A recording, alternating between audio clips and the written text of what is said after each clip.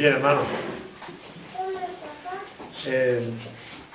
Nos hemos saludado, iba a decir buenas noches otra vez, pero ya sonaría muy repetitivo, ¿verdad? Pero bueno, sí es verdad que, como decían también antes de comer y ahora Juanvi, es un motivo de gratitud también de mi parte hacia vosotros la invitación. Esta segunda vez que venimos a Monecillo a tener este campamento de iglesia, yo me siento como en vuestra iglesia, así que no, esa es una buena señal, no me siento extraño y es como motivo, como fruto de la relación que se va estrechando, ¿verdad?, de la comunión que tenemos y bueno, estoy muy agradecido a los ancianos por la invitación y también a los hermanos por poder permitirnos que Mari y yo pasemos este tiempo de descanso y también de trabajo, pero bueno, digo de trabajo en el sentido de que a uno le agrada poder compartir el tiempo en la palabra con vosotros y sin duda alguna que un motivo de gratitud de nuestra parte y también gracias al Señor por permitir pasar este tiempo aquí, estos 2 o 3 días, dos días, que vamos a estar juntos. Así que bueno, dicho esto, hermano, y la hora que es, y el cansancio del viernes, de llegar después de la semana, hay algo que puede pasar que es muy similar a lo que pasó en la historia que vamos a contar. ¿Quién sabría decírmelo? ¿Qué pasó a Jonás?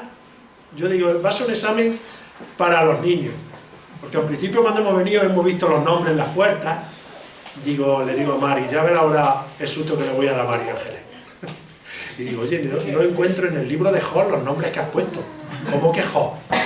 Job, ¿verdad? No era Jonás, no era Job.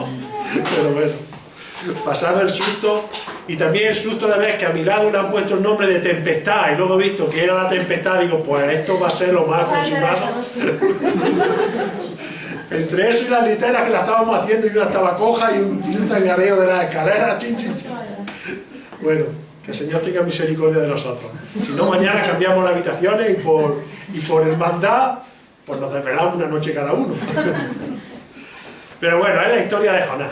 Hermano, yo hace un tiempo estaba preparando un libro del Antiguo Testamento para poder predicarlo en la iglesia nuestra. De hecho lo estoy haciendo, aquí lo vamos a hacer al completo y allí me falta algunos días por terminarlo, algunos mensajes, bueno, un par de ellos, pero proponía a los ancianos poder hacerlo aquí, ya que, aunque es muy conocido, pero también tenemos un buen grupo de niños que seguramente lo conocen y conocemos la historia, pero sobre todo por 2 motivos especiales. Uno de ellos es la importancia de obedecer a Dios. La importancia de obedecer la voluntad de Dios. Y en segundo lugar, la importancia que tiene llevar el Evangelio a todas las personas, indiferentemente como sea. 2 motivos.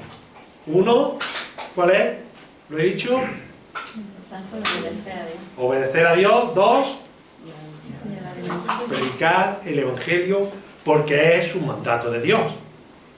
Ahora, cuando pensaba en esto, y después de orar, pensé en los profetas. Voy a dar un profeta, voy a hablar de un profeta. Y dentro de los profetas, pensé en un profeta menor. ¿Cuál es la diferencia entre los profetas mayores y los profetas menores? Que los menores son menos importantes. ¿La edad? No. La extensión del libro. La extensión del libro. Entonces cogí un libro corto. Como si no en la iglesia, luego me dicen, Domi, segunda de Jonás, ¿cuándo es? Y tercera, no hay segunda de Jonás. Solamente hay un libro de Jonás. Ahora, escogí un profeta menor. Y dentro de los profetas, sabéis que hay profetas menores y profetas mayores. Como decía Juanvi, y también algunos lo sabéis, aunque no lo habéis dicho en voz alta, la diferencia es el contenido del libro que habían escrito. Ahora, ¿cuántos profetas mayores hay?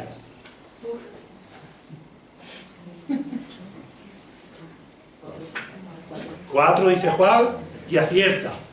¿Y menores? El resto.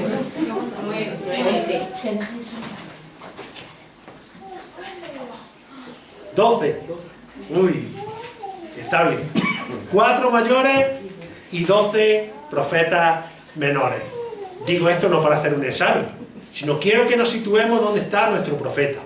Esa va a ser la introducción de hoy. Ahora, los 4 profetas mayores, ¿quién son? Isaías, Jeremías, Ezequiel y Daniel.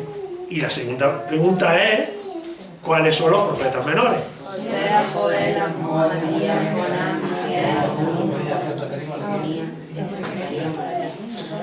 Pues esta es la introducción, ya vamos a contar. Muy bien. Ahora, vamos con otra pregunta. Ya hemos visto que el Señor estableció profetas menores, por el tamaño del libro, profetas menores, 4, 12, los menores. Ahora, yo tengo una pregunta y aquí ya empiezo yo a desarrollarla. Tenemos que saber qué es una profecía.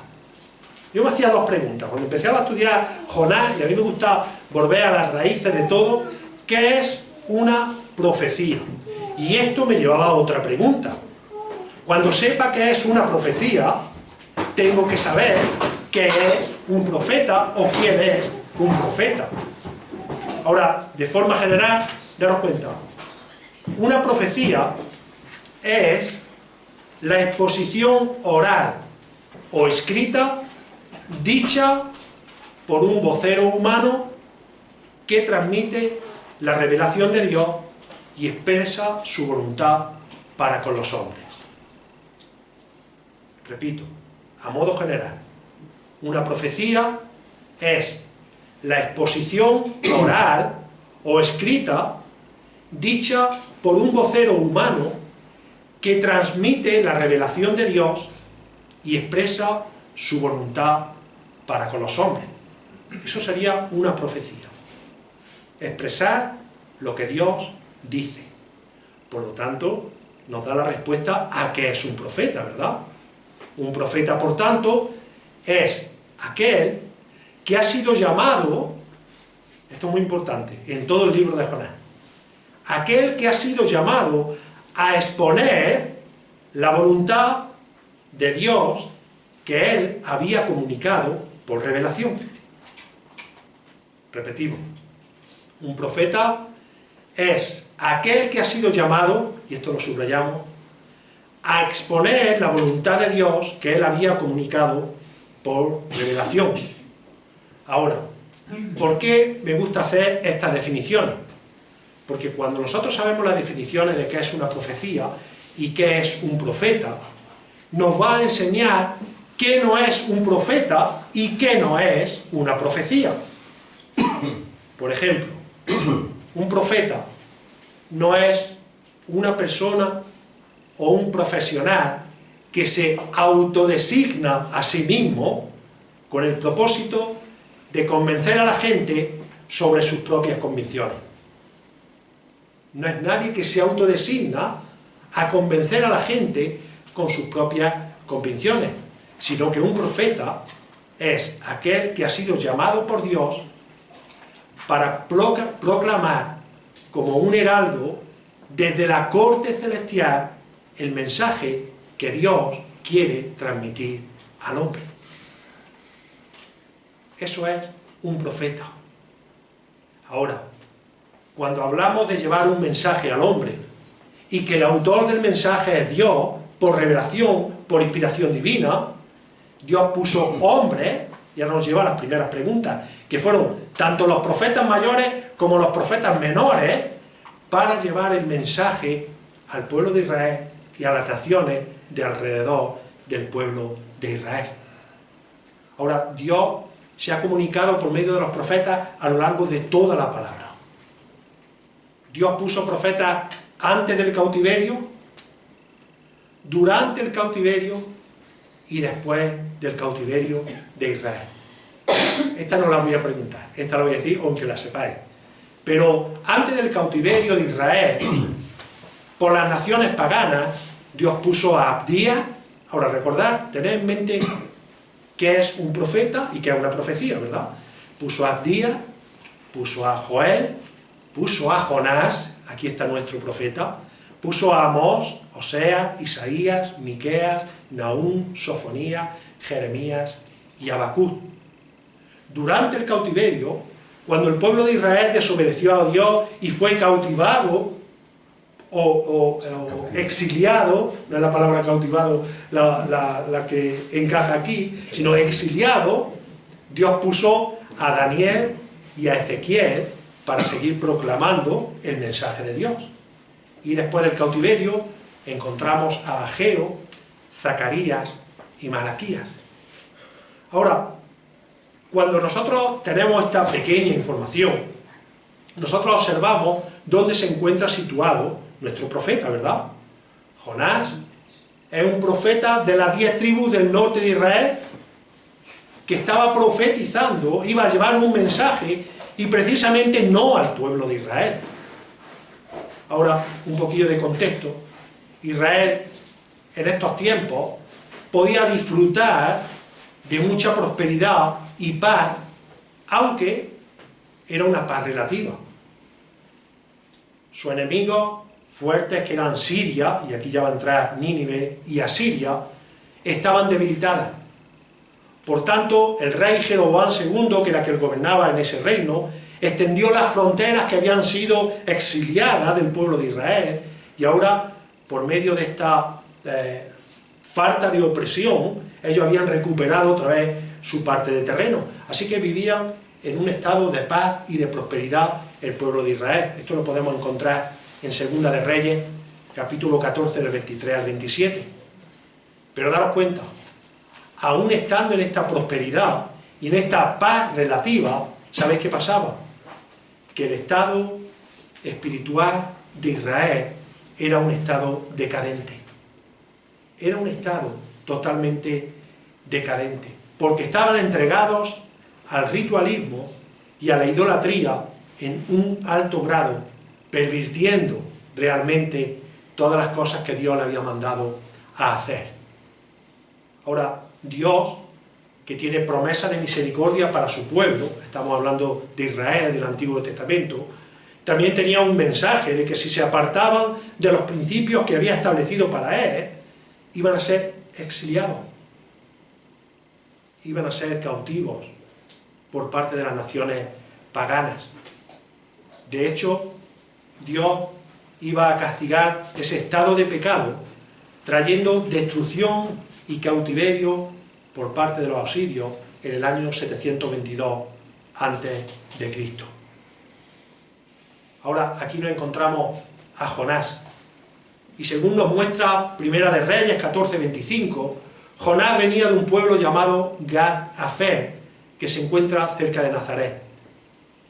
Y siendo un profeta, algunas de las características de él, siendo un profeta de Israel, no profetizó a su pueblo, sino que Jonás profetizó a los gentiles de Nínive con un mensaje de arrepentimiento. Jonás significa paloma. Creo que le han puesto la puerta de la habitación a Samuel. Paloma, vuestra puerta es Jonás, ¿no? Jonás. Yo cuando he visto a Samuel digo, vaya cacho paloma. Ahora, por lo grande que es. Pero daros cuenta, cuando Jonás profetizó durante el reinado de Jeroboam II, unos 40 años antes de la destrucción a manos de Asiria, Nínive era la ciudad más grande y más peligrosa que había en todos los entornos. De hecho, representaba al peor enemigo de Israel. La narración lo nombra en varias ocasiones, en todo el texto, y lo vemos que lo nombra como la gran ciudad. Estaba situada a 450 kilómetros del norte de Babilonia, sobre la margen oriental del Tigris, y es posible, por los historiadores, cuando vemos a algún arqueólogo para estudiar un poco sobre su contexto, vemos que dice que era la ciudad probablemente más grande del mundo en esos tiempos. La rodeaba una muralla que tenía casi 13 kilómetros, dentro de ellos había 728 hectáreas de extensión, 2 montículos tremendos, y ahí todo el núcleo de población. De hecho, las excavaciones más recientes que se hicieron hablan de una ciudad inmensa para los tiempos en los que estamos hablando. Ahora, Nínive fue destruida en el año 612 a.C. por una coalición que encabezaban los medos y los babilonios. Y dicen que su población pudo haber alcanzado unos 600.000 habitantes. Ahora, nos estamos situando un poco en el contexto. Y es necesario, hermanos, porque daros cuenta, estos que eran los principales enemigos del pueblo de Israel, es a los que Dios le va a llevar un mensaje y va a utilizar un mensajero suyo. No un hombre autodesignado por sí mismo, un judío amante de su nación, como era Jonás, sino que Dios iba a dar aquí dos lecciones muy importantes. Así que cuando leemos un libro o una carta tenemos que buscar cuál es el propósito por el cual Dios está revelando esto o sucedió estos acontecimientos. Y daros cuenta, el propósito era para Israel, que tenía la función de dar testimonio del único Dios verdadero a todas las naciones paganas, no estaba cumpliendo con la misión que Dios le había encomendado, sino que estaba haciendo todo lo contrario, no estaba siendo de ejemplo. Entonces Jehová, soberanamente, trae arrepentimiento a los gentiles, cosa a la cual Israel era la que tenía encargada de dar testimonio para la salvación de los gentiles. Aunque Israel fue un siervo inútil, la misericordia de Dios, la gracia de Dios, aparece aquí en todo su esplendor. Ahora, esto es una introducción para ver un poco el contexto. Pero cuando realmente hablamos del libro de Jonás, ¿qué nos viene a la mente? Venga, ¿qué nos viene? En orden. Un pez. El gran pez. ¿Qué más? Un barco. El gran barco. La desobediencia de Jonás. ¿Qué? La desobediencia de Jonás. ¿Qué más? ¿Qué más? Está puesto en las puertas de vuestras habitaciones. Espero que no os equivoquéis y os metáis en la mía esta noche, que no hay llave, ni pestillo. 3 noches yo me he 3 noches. O sea, vaya a descansar bien. Eso nos viene a la mente, ¿verdad? No nos viene un contexto, no nos viene quizás otras cosas más complicadas. Si en el orden que estábamos diciendo, nos viene un hombre que huyó de Dios, un gran pez que se tragó a un hombre, una gran tempestad en el mar, una planta grande que le diera sombra, un gusano que devoró a la planta. Y cuando yo estaba preparando esto pensaba para mí, vaya guión bueno para una película de acción. Vaya guión bueno para una película de acción. Y luego pensé, vaya historia nos ha dejado Dios para entretener a los niños de la escuela dominical. Esas dos cosas. Ahora, es verdad. Desde luego que si se hiciera una buena película sobre la historia de Jonás, tiene todos los argumentos y todos los condimentos para hacer una taquilla tremenda, siempre que la hagan buena. La última película que fuimos un grupillo de la iglesia fue Avatar, que me gusta mucho, y ahí la ves y a mí me encanta, y ves ese gran pez, de pronto dices, bueno, no la voy a... que me está dando spoiler, ¿no? Pero si cogieran este guión y la hicieran bien, seguramente sería una película con un taquillaje espectacular. Y evidentemente, también, cuando se cuenta en la escuela dominical, es tan hermosa, es tan grande la historia, deja volar tanto la imaginación que puedes tener a los niños entretenidos y a los mayores un par de horas, imaginándonos todas las escenas que aquí tiene, ¿verdad? Así que ambas cosas son verdad. Ahora, aún siendo esto verdad, lo que tenemos que entender realmente es en qué consiste el libro de Jonás, la profecía de Jonás. Y mirad, una de las cosas que tenemos que entender desde el primer momento es quién es el protagonista del libro. ¿Quién es? Muy bien, ya no hago la segunda. El protagonista es Dios en todo momento. No es Jonás. Jonás aparece 18 veces, se menciona 18 veces, mientras que el personaje principal, que es Dios, Jehová, Yahweh, que es como lo dice la Biblia literal, se nombra 39 veces. Así que cuando vemos cómo está nombrando el libro de Jonás a Jonás, entendemos que Dios es un Dios bondadoso, un Dios que no tiene límites para salvar, que no tiene fronteras para salvar, y el libro nos muestra a Dios salvando al pueblo más sanguinario de esa época. Pero hay un detalle más, y yo al libro de Jonás le podemos llamar el libro de los detalles, ¿verdad? No solamente lo vemos salvando al pueblo más sanguinario que había entonces, sino que además vemos a Dios corrigiendo a un siervo rebelde. Todo lo que vemos en el libro de Jonás son acciones de Dios. Acciones de Dios.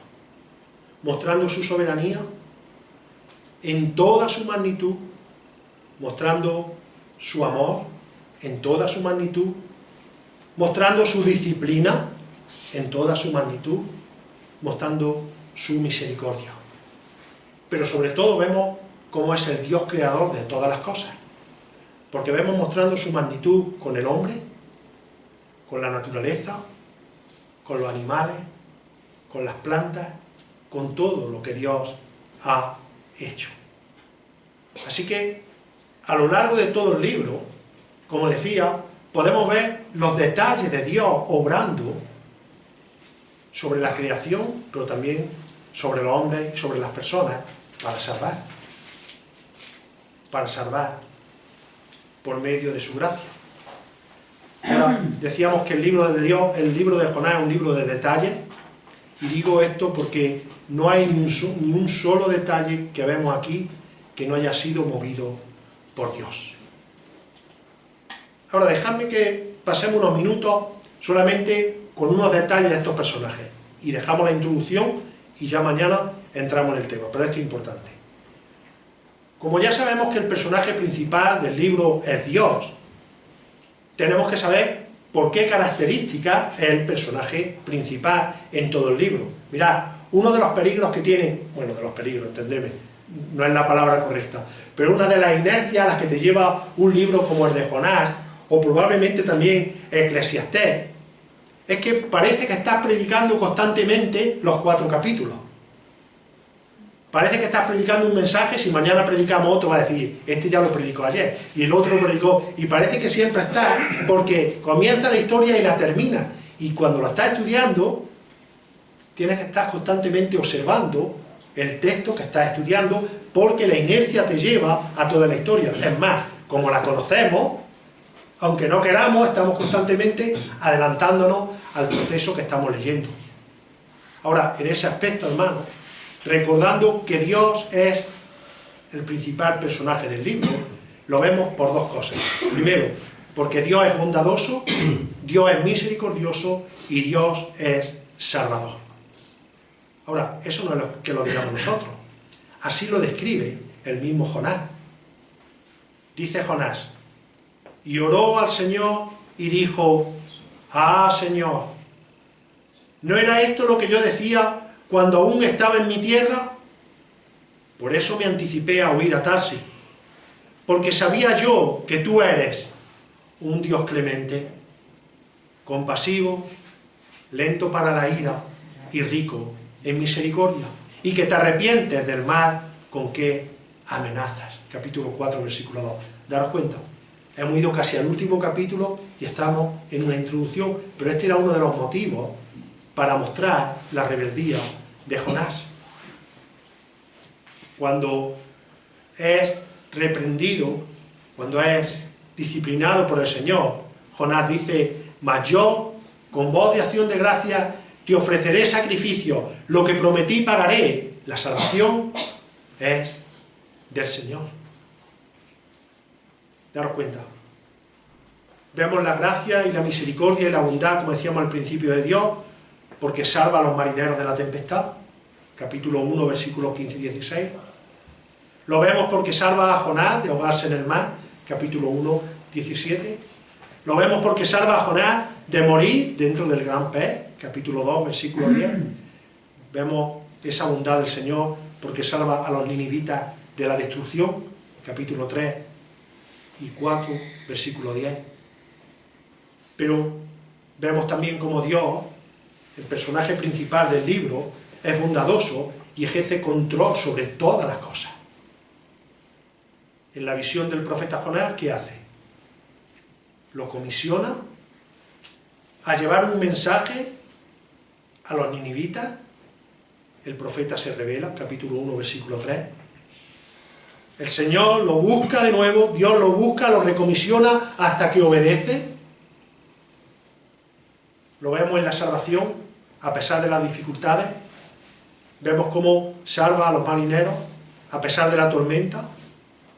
Vemos también cómo, a pesar de la rebeldía de Jonás, en todo el libro, el Señor está teniendo misericordia con él. No lo quita del medio, no encomienda a otro a hacer la función que él tenía. A los ninivitas, a pesar de su pecado tan espantoso, también tiene misericordia de ellos.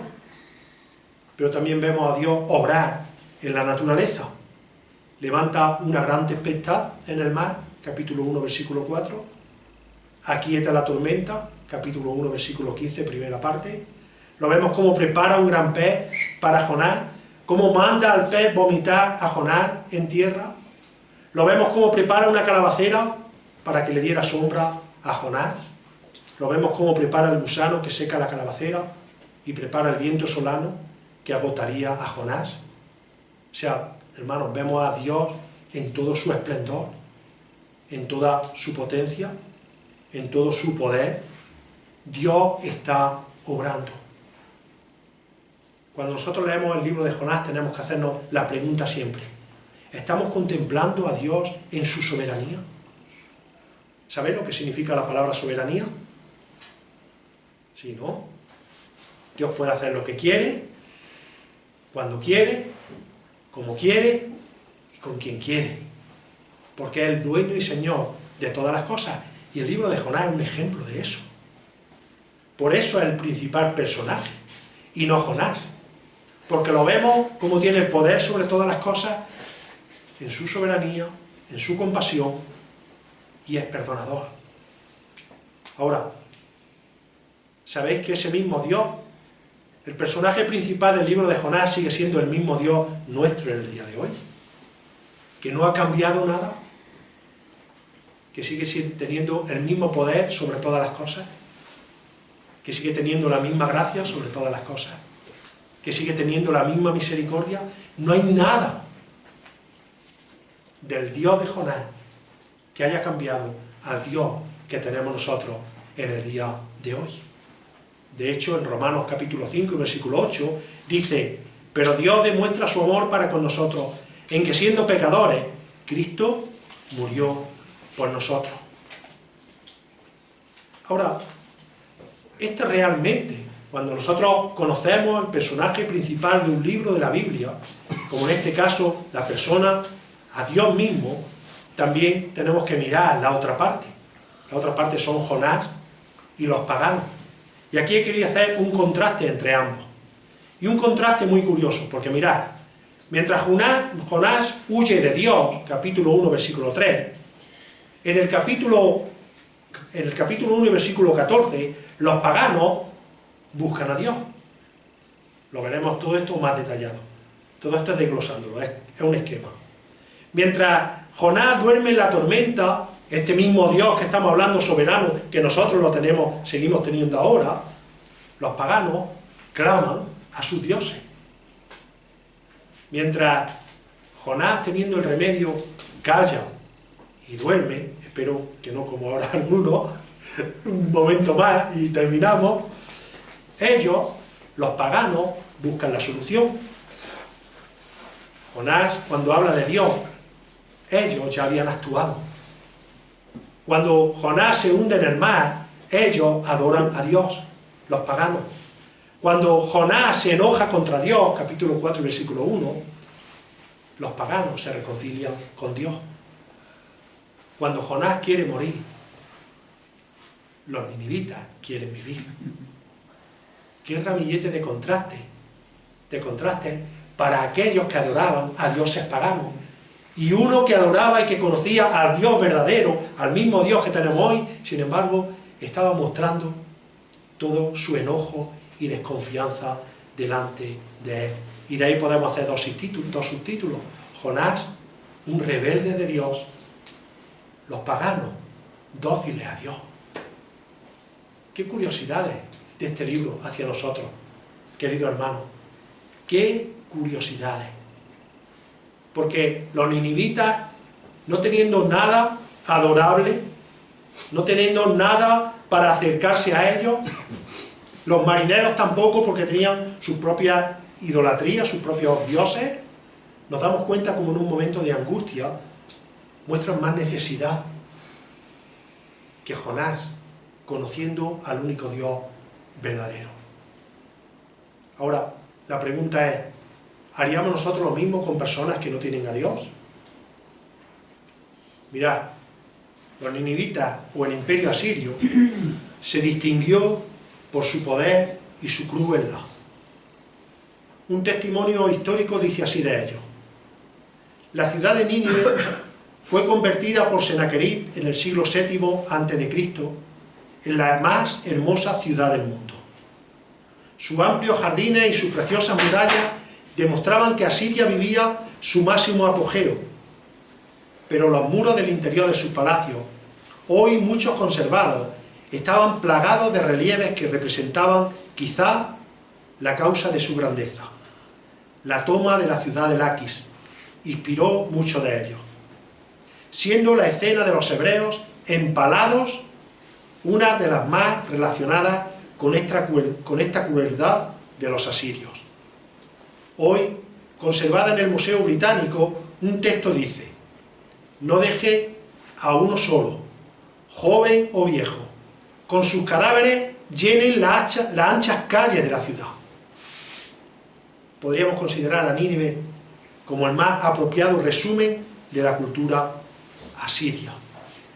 Dice este historiador: belleza inigualable en sus jardines, poder respetado en sus murallas, y en su corazón y en las paredes de sus palacios, relieves de los actos que lo llevaron a convertirse en uno de los pueblos más temidos de la historia. Ahora, cuando nosotros leemos esto, en parte podemos entender a Jonás, ¿verdad?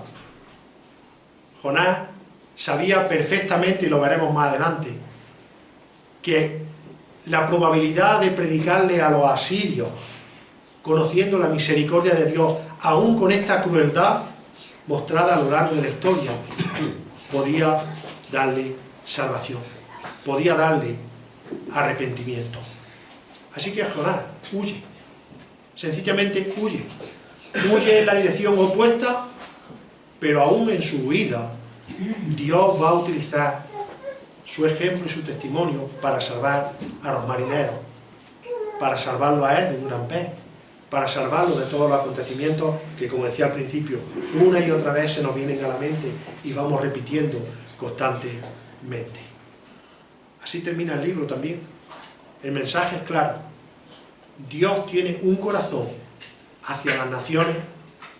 Israel seguía siendo la ciudad o el siervo inútil. Ahora, mi pregunta: ¿cómo está nuestro corazón?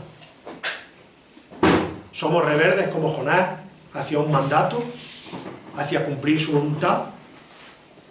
¿Somos rebeldes hacia los mandatos de Dios? ¿Cogemos direcciones opuestas cuando Él nos está dirigiendo a cumplir con su voluntad, a conocer la voluntad por medio de su palabra? ¿O realmente queremos tener un corazón obediente y no rebelde hacia Dios?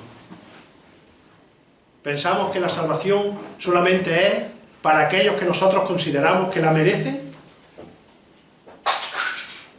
¿Pensamos que hay alguien que no merezca la salvación y por lo tanto no le vamos a predicar el Evangelio? ¿Vamos a coger una dirección distinta porque consideramos que es muy mala persona? Si nosotros miramos a los asirios, podríamos decir, muchos de nosotros pensaríamos como Jonás. Pero sin embargo, lo que vamos a ver en estos días, hermanos, es que Dios, en su gracia, puede salvar al más malvado de todos los malvados y probablemente también a aquel que no parece malvado, pero que la naturaleza caída representa el mismo odio que Dios tiene al pecado hacia el pecador. Así que, a modo de introducción, mañana vamos a ver el primer capítulo y va a llevar por título Evita la rebeldía con el ejemplo de Jonás. Evita la rebeldía con el ejemplo de Jonás. Y solamente os dejo un bosquejo para mañana.